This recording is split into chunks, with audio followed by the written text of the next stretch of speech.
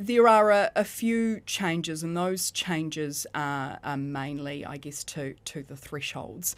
And as we've touched on, this was urgently passed a couple of nights ago, so bear with me if I do look at my notes. But the first one is I spoke before about a case being arguable when employers expected to take a bit of a light touch to that.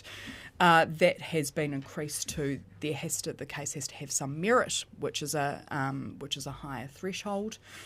The threshold has been increased around a predominantly female sector. So it's 70%, isn't it? 70% now as opposed to 60%, so that's a lift as well. You have to show that the sector has been female dominated for at least a decade. I'm not sure if that's a big change. In the ones I've worked on, that's been the position anyway.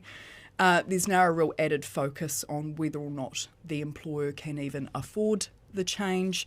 And lastly, there's some stricter criteria around how claimants can compare whether their skills were undervalued in relation to other sectors. But probably the real zinger is that the changes have discontinued all existing pay equity claims. So my understanding is there were over 30 in the pipeline. One of the biggest claims involves the Post-Primary Teachers Association, and that's 75,000 teachers. So this is not affecting a small number of New Zealanders.